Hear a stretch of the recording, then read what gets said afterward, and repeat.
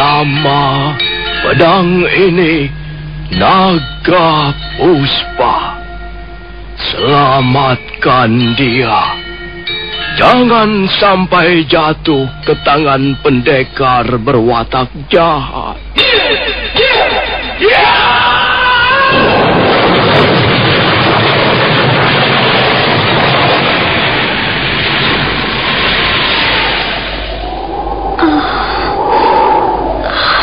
Kakang Kamandanu, kau masih juga tidak percaya bahwa aku mencintaimu.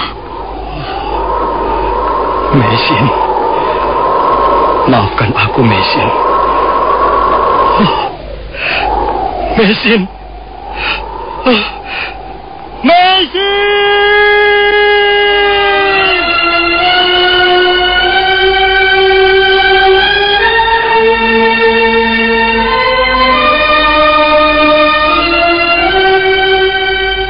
Tutur Tinula.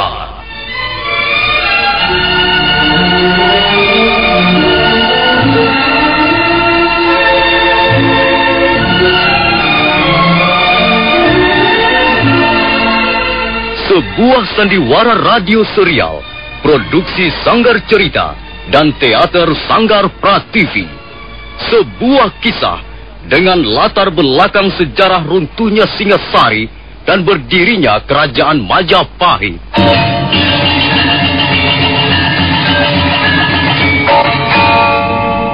Sandiwara ini didukung oleh pemain-pemain radio yang sudah ternama.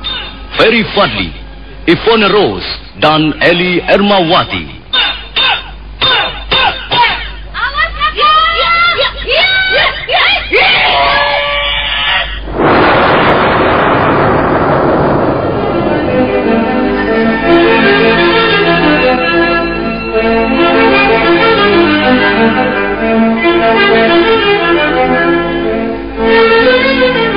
Cerita ini ditulis dan disusun oleh S. Tijab. Teknik dan montase dikerjakan oleh Rudi Tinangon dan Joko SP. Sutradara A.J. Udoro. Kali ini mengetengahkan episode kelima dengan judul Perguruan Lopanda.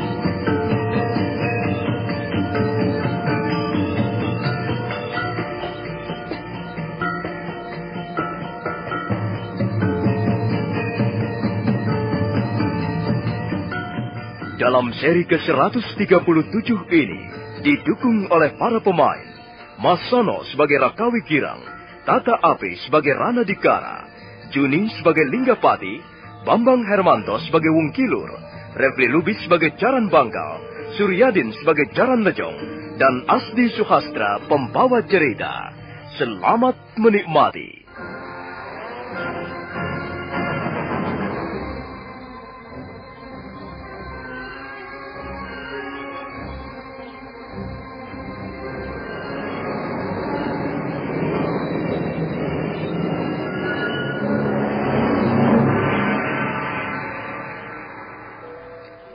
Jaran Bangkal dan Jaran Lejong saling berpandangan. Sementara penunggang kuda di depan mereka masih saja mengumbar tawanya. Mereka tidak dapat menerka apa maksud tawa itu. Sesaat kemudian tawa itu pun lenyap. Penunggang kuda itu menyipitkan matanya, lalu mendengus keras sambil melompat turun. Hai, kalian prajurit-prajurit Kediri. Kalian hanya banyak laga. Ayo, turun dari kuda. Aku tantang kalian berbaku hantam. Kakang Jaran Bangkal. Apa orang ini sudah gila? Ayo turun. Aku ingin tahu, apakah kehebatan prajurit-prajurit Kediri seperti yang disombongkannya itu? Kau siapa? Dan apa maksudmu menantang kami? Aku adalah Linggapati. Aku sama sekali tidak senang melihat tingkah laku kalian di desaku ini. Oh. Jadi kau masih warga desa Lopanda, ya? Desaku bukan tempat untuk pamer kesombongan. Lebih baik kalian berdua segera angkat kaki dari sini. Mengapa tiba-tiba kita berhadapan dengan orang tolol seperti ini, Kakang? Jangan banyak bicara. Ayo turun. Iya, baik. Aku akan turun. Apa maumu sekarang? Tunggu, Adi Jaran Lecong. Kau sebenarnya punya persoalan apa dengan kami, Linggapati? Bukan hanya aku yang mempunyai persoalan dengan prajurit-prajurit Kediri. Perbuatan kalian dan teman-teman kalian sudah melampaui batas. Kemarin di desa Cunggrang 2 orang warga desa telah mati karena dianiaya oleh prajurit-prajurit Kediri. Berita-berita tentang tindakan sewenang-wenang seperti ini sudah tak asing lagi di telinga kami. Dan sekarang kau masuk ke daerah kami, ke desa Lopandak. Di sini pun kau agaknya sudah melakukan perbuatan yang tidak terpuji. Kau aniaya salah seorang warga desa kami dan kau remukkan cangkulnya. Hei, Linggapati. Apakah kau masih ada hubungan saudara dengan Wungkilur? Sekalipun Wungkilur itu orang lain, aku tetap tidak terima dia diperlakukan sewenang-wenang. Wungkilur pantas mendapat perlakuan seperti itu. Dia tidak menghargai kami sebagai petugas pemerintah Kediri. Linggapati, baru saja aku menemui kepala desamu. Dia cukup ramah. Dia bisa mengerti apa kemauan kami. Dan dia berjanji mau membantu kami dalam membina keamanan dan ketertiban umum, khususnya untuk desa Lopandak sendiri. Kalian jangan membual di depanku. Bagaimana rakyat kecil bisa merasa aman jika setiap hari mereka harus berperang melawan kekejaman dan ketidakadilan? Kalian telah merampas habis apa yang menjadi milik mereka. Tak ada lagi yang tersisa kecuali penderitaan yang semakin bertambah setiap harinya. Linggapati, berani sekali kau berkata-kata seperti itu. Kau tahu, kalau kulaporkan pembicaraanmu itu pada pimpinan kami di Kediri, desa Lopandak ini akan disapu bersih. Kalian tak akan pernah bisa melaporkannya. Karena aku tak akan mengizinkan kalian keluar dari dalam keadaan hidup dari desa Lopandak. Ya, hop, ya, hop. Linggapati, kau telah berlaga sebagai pahlawan. Dan itu yang akan menyebabkan kau binasa di tangan kami. Ayo, Adi Jaran Lecong. Iya.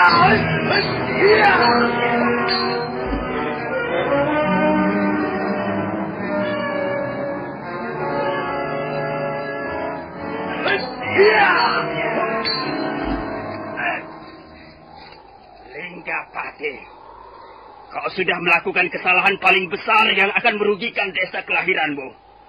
Kau berani menyerang kami, petugas-petugas keamanan pemerintah Kediri. Linggapati, pemuda berbadan tegap dan nampak kurang sabaran itu, tidak menanggapi kata-kata Jaran Bangka. Dia hanya melirik ke kiri dan ke kanan, ke arah pohon-pohon liar di sekitarnya.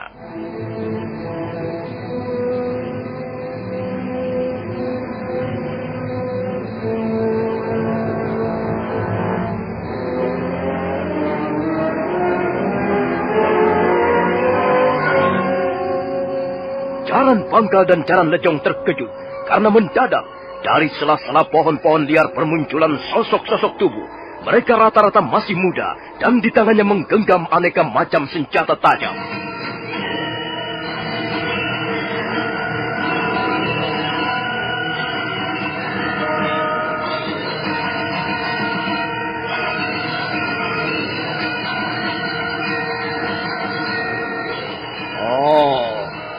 Jadi rupanya kalian sudah merencanakan semua ini. Kalian bermaksud memperdaya kami. Kami sudah tak sabar lagi, tuan-tuan. Perbuatan kalian benar-benar sudah memuakkan. Kami tidak akan tahan lagi. Baiklah. Tapi apakah kalian tahu bahwa akibat yang bisa timbul karena perbuatan kalian ini sungguh-sungguh tidak menyenangkan? Kalian tidak perlu mengancam kami. Tekad kami sudah bulat. Lebih baik kami mati bergalang tanah daripada harus ditendang, dipukul, dan dihina seperti gembel jalanan. Kalian memang gembel jalanan. Untuk busuk, pendekar busuk. Kalian akan mampus di tangan kami. mengayunkan pedangnya. Itu si Jaran Pangkal yang menyerang dengan jurus-jurus andalan. Linggapati dan kawan-kawannya menyambut dengan semangat kebencian. Maka pecahlah pertarungan sengit antara dua orang anak buah Mubajir melawan pemuda desa Lopandak yang seluruhnya berjumlah 9 orang.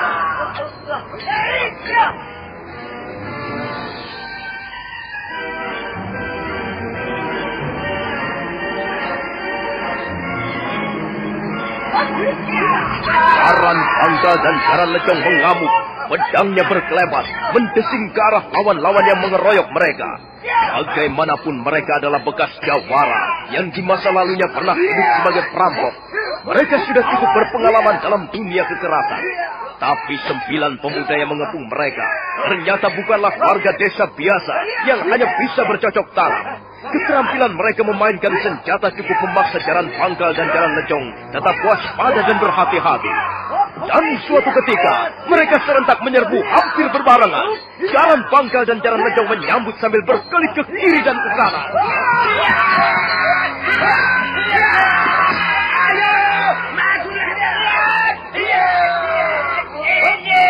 Lawanlah Jaran Pangkal!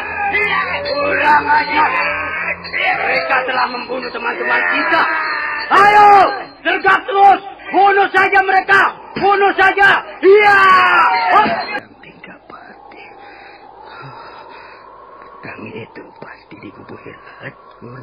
Kakak. Panas sekali rasanya. Tapi mereka semua terbunuh, Kakang. Hanya Linggapati yang sempat menyelamatkan diri, Kakang. Kemana si Linggapati? Entahlah, Kakang. Dia berlari ke arah sana. Masuk ke dalam hutan, Kakang. Kakang. Peristiwa ini bukan main-main bagi Jaran Lejong. Iya, Kakang. Pasti ada yang berdiri di belakang mereka itu. Sudahlah, Kakang. Kita harus segera meninggalkan tempat ini, Kakang. Kau saja yang pergi, adik. Kakang. Lukaku sangat parah. Darahku banyak yang keluar. Tidak, Kakang. Tidak. Kita akan kembali ke Jasunungkal bersama-sama, Kakang. Goblok! Kau jangan membuang waktu. Cepat tinggalkan aku. Cepat laporkan peristiwa ini pada Tuanku Baja. Cepat adik Jaran Lejong. Lalu, Kakang. Jangan pikirkan aku, cepat pergi. Cepat. Kau tidak punya waktu banyak. Baik, Kakang. Baiklah. Aku akan secepatnya kembali ke Jasunungkal. Iya.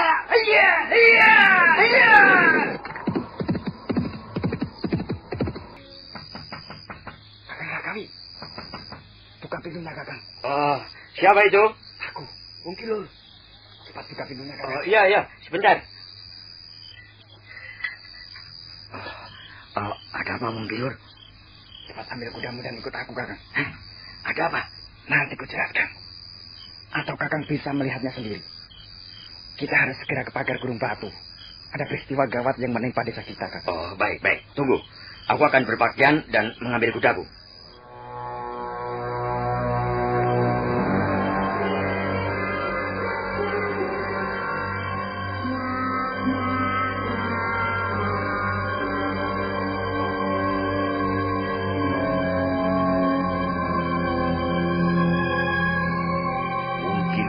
Sebentar menunggu di depan pintu rumah Rakawi Kirang.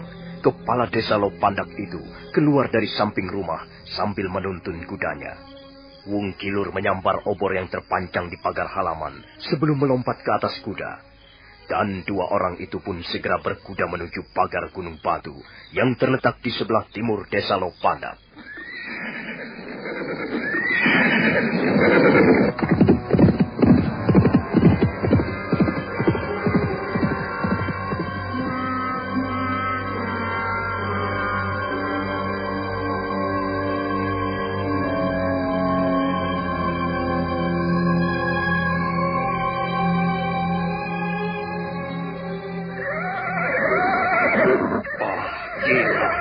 benar-benar gila. Mengapa bisa begini, Wong Kilor? Jumlah semua yang mati ada 9 orang, Kakang. Oh. Termasuk Jaran Bangkal. Lihat mayatnya tergeletak di atas akar pohon. Kurang ajar. Rupanya aku telah dikhianati oleh seseorang. Wong Kilor. Iya, Kakang. Aku akan bertanya padamu. Jawablah dengan jujur. Kakang Rakawi Girang mencurigai aku. Oh, bukan begitu. Akulah yang harus bertanggung jawab atas peristiwa ini. Karena aku kepala desa. Baiklah. Apa yang ingin kau tanyakan, Kakang? Kaukah yang merencanakan semua ini? Tidak. Wong Kilor, kau harus bisa membuktikan bahwa kau tidak terlibat dalam peristiwa ini. Kita semua tahu, hampir seluruh warga desa mendengar bahwa 2 prajurit Kediri itu telah menganiayamu di tengah sawah. Iya. Mereka memang telah menganiaya aku. Bahkan pendekar yang bernama Jaran Lejong itu telah meremukkan cangkulku, Kakang. Nah. Tapi bukan berarti aku lalu sakit hati dan tidak mampu menahan diri. Aku masih seorang warga desa yang patuh dan menghargai kata-kata kepala desanya, Kakang. Kakang boleh percaya boleh tidak. Tapi aku sudah memberikan pengakuan yang benar. Baiklah, Wong Kilor. Aku percaya kata-katamu. Tapi sebagai kepala desa, aku harus mengusut peristiwa ini dan mempertanggungjawabkannya pada Gusti Banyak Kapuk. Iya, memang sayang sekali. Kalau sampai pemerintah Kediri mencium peristiwa ini, desa Lopandak bisa hancur lebur. Selama ini sudah kukatakan berulang kali, jangan mengumbar hawa nafsu. Harus pandai-pandai mengendalikan diri. Jangan melawan, jangan menentang dan mengadakan perlawanan terhadap mereka. Belum saatnya. Tapi ya, sudah.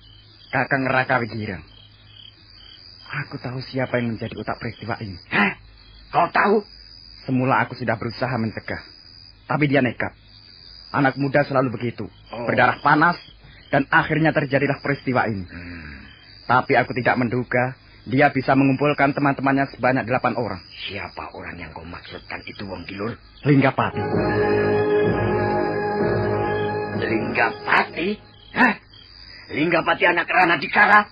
Iya. Dia sangat menaruh dendam pada 2 orang yang telah menganiaya aku itu. Iya. Aku sudah berusaha membujuk, tapi agaknya usahaku itu sia-sia. Kalau begitu, aku harus menemui ayahnya. Kau kumpulkan beberapa orang warga desa untuk mengurus penguburan mereka. Sementara malam ini juga, aku akan pergi ke rumah Rana Dikara. Baik, Kakang.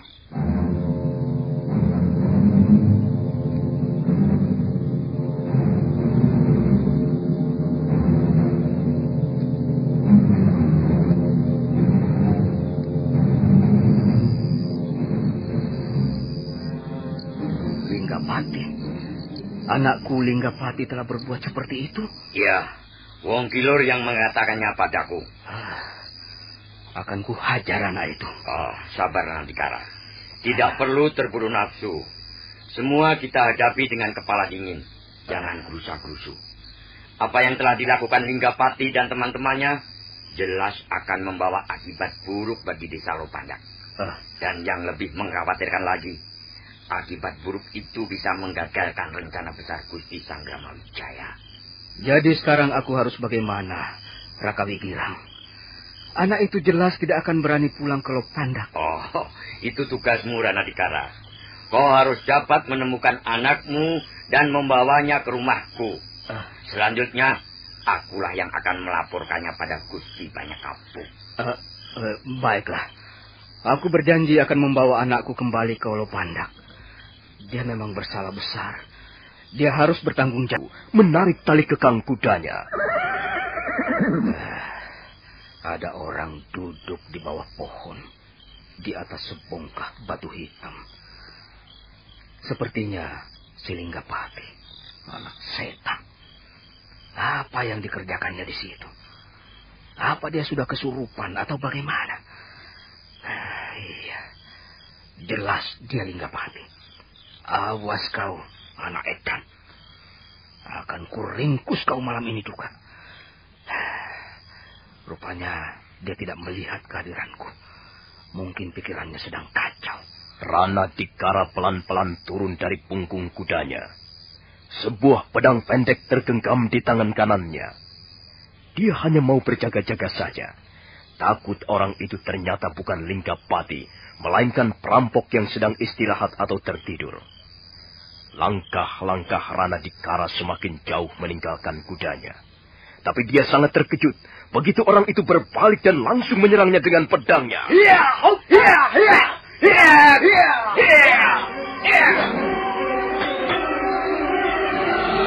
Hutan liar di bawah lereng Gunung Arjuna sebelah timur masih gelap. Ranadikara menghentikan kudanya di balik sebongkah batu padas. Samar-samar dia dapat melihat ada sosok tubuh manusia duduk di atas akar pohon. Ranadikara sambil menggenggam pedang mendekati sosok tubuh itu yang diduga adalah anaknya sendiri, Linggapati. Anaknya sendiri, Linggapati. Hentikan Linggapati!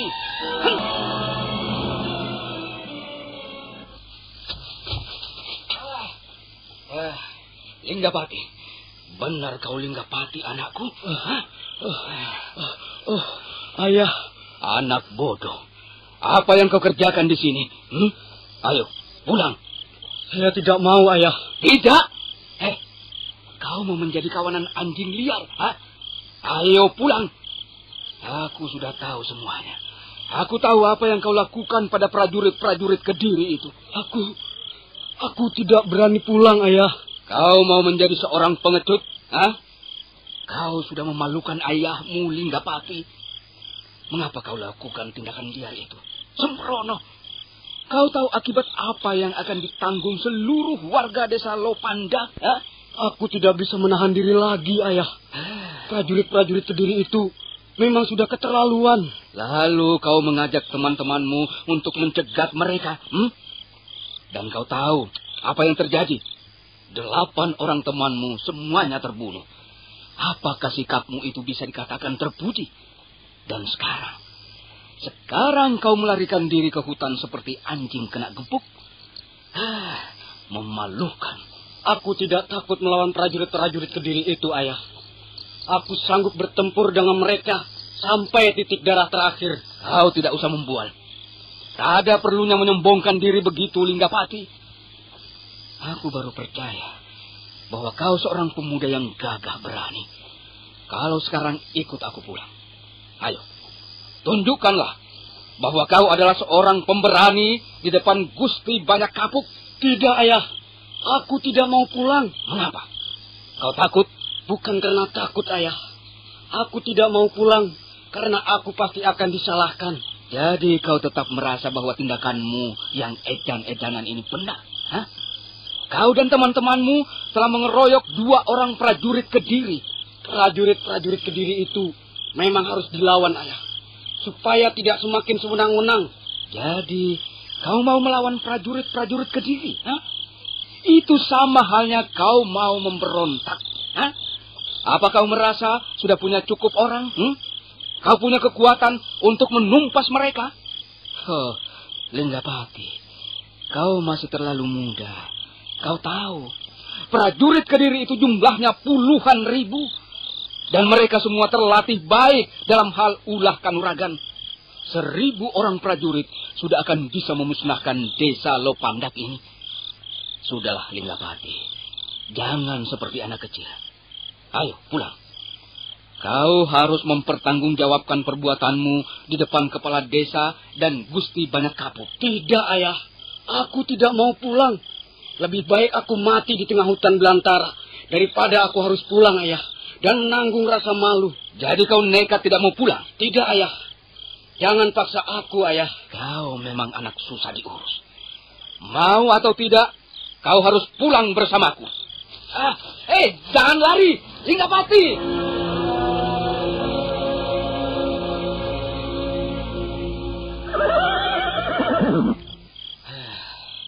Kurang ajar.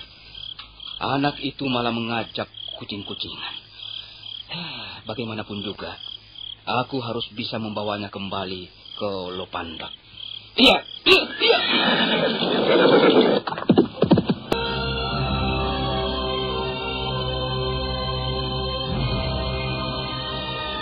Ranadikara tidak bisa melewati jalan yang dilewati anaknya. Dia terpaksa mengambil jalan memutar. Kuda yang ditungganginya berlari kencang di tepian tebing terjal, di atas lembah yang banyak ditumbuhi pohon-pohon besar. Kuda itu melompati sebuah sungai besar. Ranadikara menarik tali kekang kudanya ketika melihat ada seorang gadis cantik berdiri di tengah jalan. Hei, Wardamurti. Bukankah kau Wardamurti, anak gadis Rakawi Kirang? Benar, Paman. Saya Wardamurti. Apa yang kau lakukan di sini? Saya menyesal sekali. Mengapa Kakang Linggapati sampai berbuat nekat? Jadi kau di sini untuk mencari anakku, Linggapati? Iya, Paman. Saya tahu di mana dia berada. Kau tahu di mana bocah gemblung itu? Hah? Kalau begitu, ayo, tunjukkan tempatnya. Akan kuseret anak itu kalau Pandak sekarang juga. Jangan, Paman. Lebih baik Paman Ranadikara kembali saja kalau Pandak. Soal Kakang Linggapati, serahkan saja pada saya. Biar saya yang membujuknya. Wardamurti, Linggapati itu anakku. Maka akulah yang harus mempertanggungjawabkan segala perbuatannya. Aku sudah berjanji pada ayahmu untuk segera membawanya kembali ke Lopandak. Gusti Banyak Kapuk harus segera mendapat laporan yang terperinci soal pembunuhan ini. Kakang Linggapati tidak akan mau pulang bersama Paman. Kalau dia tidak mau pulang, aku akan memaksanya. Jangan, Paman. Jangan menghadapinya dengan kekerasan dan paksaan. Biarlah saya yang akan menghadapinya. Kalau Paman Ranadikara percaya pada saya akan berusaha membawanya ke Lopandak sebelum malam nanti. Tolong, Paman. Biarlah saya yang membujuknya. Saya kenal wataknya. Saya yakin akan bisa membawanya pulang tanpa harus menggunakan kekerasan. Mengapa tidak kita berdua saja menemuinya? Kalau memang kau tahu tempat persembunyian si anak liar itu, katakanlah. Lalu kita temui dia bersama-sama. Jangan, Paman. Itu tidak mungkin. Kakang Linggapati tidak mungkin mau kalau kita jemput bersama. Dia orangnya keras dan harga dirinya besar. Dia lebih suka mati daripada harus dibawa pulang seperti orang tangkapan. Ya, mungkin benar apa yang kau katakan itu. Lalu bagaimana? Apa yang harus kukatakan kalau ayahmu nanti menanyakan soal Linggapati? Paman tidak usah menemui ayah saya. Sebelum Kakang Linggapati saya bawa kembali. Paman menunggu saja di rumah. Kalau begitu baiklah. Tapi ingat, kalau sampai malam nanti kau belum juga kembali, aku terpaksa meminta ayahmu agar mengerahkan warga desa untuk mencarinya ke tengah hutan. Nah, aku pergi dulu. Iya, Paman. Hati-hatilah, Wardamurti. Terima kasih, Paman. Iya. Kakang Linggapati memang muda panas. Dia sebenarnya baik, tapi mudah sekali terpancing hawa marahnya. Biasanya dia di sekitar tempat ini. Tapi mungkin sekarang dia bersembunyi di tempat lain. Kakang Linggapati. Mungkin dia bersembunyi di tempat lain. Aku akan mencarinya di sekitar tempat ini.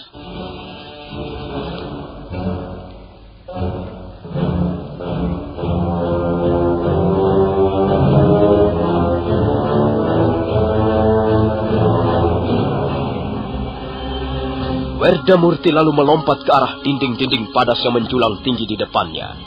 Dia masuk ke sebuah celah, menyelinap ke dalam. Dia agak ragu-ragu untuk meneruskan langkahnya ketika melihat di depannya nampak mulut sebuah gua menganga lebar. Tapi kemudian dia memaksakan diri untuk memasuki gua itu.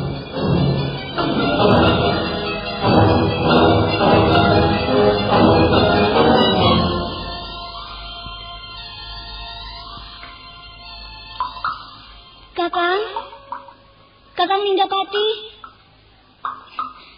Kaukah Kakang Linggapati? Mengapa kau datang kemari, Wardamurti? Kakang. Awas, jangan mendekati aku. Mengapa, Kakang? Aku bukan lagi Linggapati yang pernah kau kenal selama ini. Semalam aku telah berubah menjadi seorang pembunuh. Kau melakukannya tentu mempunyai alasan yang kuat. Aku benci pada prajurit-prajurit Kediri itu. Mereka telah merampas hak orang-orang kecil yang lemah dan tidak berdaya. Mereka itu pencuri-pencuri tengik yang sombong dan sewenang-wenang. Aku tidak menyesali apa yang telah kulakukan, Wardamurti. Bagaimana dengan teman-temanmu yang 8 orang itu, Kakang? Kabarnya mereka semua terbunuh. Ya, aku sedih sekali melihat kenyataan pahit ini, Wardamurti.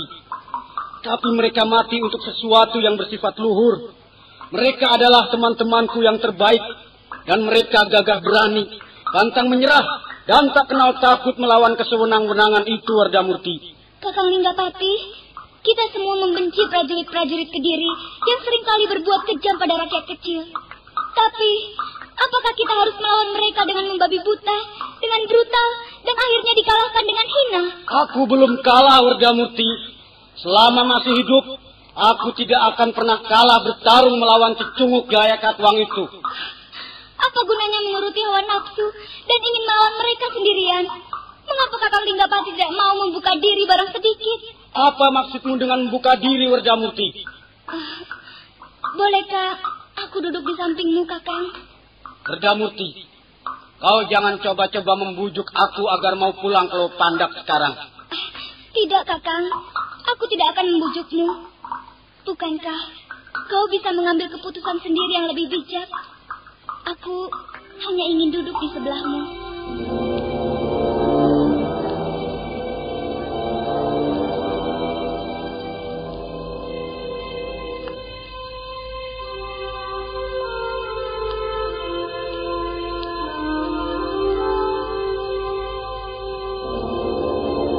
Jadi kau tidak setuju aku melawan prajurit-prajurit Kediri itu? Pada saatnya nanti, kita semua akan melawan mereka. Kita akan bertempur di bawah perintah Gusti Sanggramawijaya. Kapan Gusti Sanggramawijaya mau melawan Jayakatwang? Itu sudah pasti. Tapi kita tidak tahu kapan. Kita harus menunggu. Kita harus bersabar. Menunggu? Sabar. Menunggu. Sabar. Aku sudah tidak sabar lagi menunggu, Wardamurti. Aku sudah tidak tahan lagi. Tentara Kediri banyak jumlahnya, Kakang. Mungkin mencapai puluhan ribu orang. Karena itu bukan pekerjaan yang mudah untuk memberontak dan mengalahkan mereka. Selama ini, Gusti Sanggramawijaya dan orang-orang kepercayaan beliau sedang membuat persiapan sebaik-baiknya. Gusti Banyak Kapuk ditugaskan melatih calon-calon prajurit Majapahit. Mereka digembleng, ditatar, diasah siang malam di atas lereng Girinata. Dan kita, di samping sebagai calon prajurit, juga ditugaskan melindungi kegiatan rahasia ini. Seluruh warga Lopandak dilarang keras membocorkan rahasia ini, atau berbuat hal-hal yang bisa membocorkan rahasia besar ini. Ya, aku tahu, Wardamurti. Itulah sebabnya kita semua dilarang keras melawan, dilarang menentang prajurit-prajurit Kediri itu. Demi menjaga rahasia ini, kita harus tunduk dan berpura-pura bodoh dalam hal ilmu kanuragan. Bukan berarti kita benar-benar tunduk atau benar-benar bodoh, Kakang. Semua ini kita lakukan hanya demi menyelamatkan rencana besar yang telah disusun Gusti Sanggramawijaya bersama orang-orang yang menjadi kepercayaan beliau. Aku tahu, Wardamurti. Semua kata-katamu itu hanya kau maksudkan untuk memojokkan aku. Tidak, Kakang. Aku tidak bermaksud memojokkanmu. Kalau begitu, jangan lagi bicara soal ini, Wardamurti. Kau mau bicara soal apa, Kakang? Soal kita. Apalagi yang akan kita bicarakan soal kita? Sekarang, kita tidak mempunyai persoalan apa-apa lagi. Wardamurti, keadaanku sekarang sedang sulit. Aku tidak mungkin kembali ke Lopandak. Mengapa tidak mungkin? Aku malu, Wardamurti. Kau tidak perlu malu, Kakang. Aku masih punya harga diri. Kalau kau mau pulang dan mengakui kesalahanmu di depan Gusti Banyak Kapuk, maka persoalan ini akan selesai. Aku pasti akan disalahkan. Dan semua pasti menyalahkan aku, Wardamurti. Kalau kau merasa benar, mengapa takut disalahkan? Jadi, kau menganggap aku benar? Menurut pendapatku, dalam hal ini, kita tidak perlu saling menyalahkan. Memang, tindakanmu bisa merugikan kita semua. Tapi semua sudah terjadi. Kita mau apa?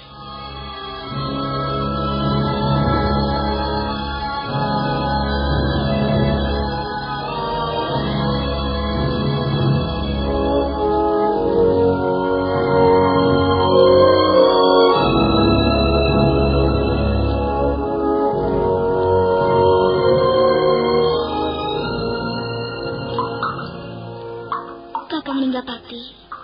Aku sudah cukup lama di sini. Kau mau kemana, Werdamurti? Aku tidak bisa terus di sini. Jadi kau mau meninggalkan aku sendiri di sini? Aku harus pergi, Kakang. Jangan pergi, Werdamurti. Kau jangan pergi. Kalau kau pergi, aku akan sendirian di tempat yang menyeramkan ini. Kalau aku tidak...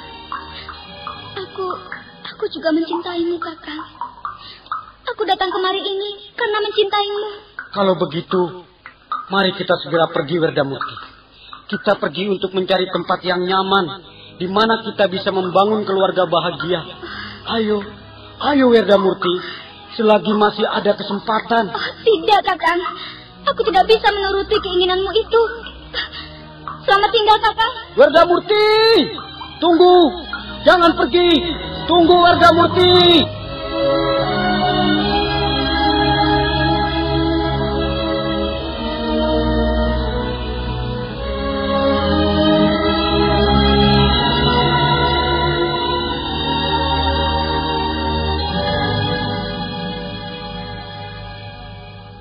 Linggapati memburu Werdamurti yang terus melompat meninggalkan mulut goa. Mereka lalu berkejaran di atas lereng-lereng terjal. Nah, bagaimanakah kisah selanjutnya? Apa yang akan terjadi atas diri mereka? Dan bagaimana dengan Caran Lejong yang mau melaporkan peristiwa di Lopandak pada pimpinannya? Saudara pendengar, silakan menunggu seri berikutnya. Sampai jumpa.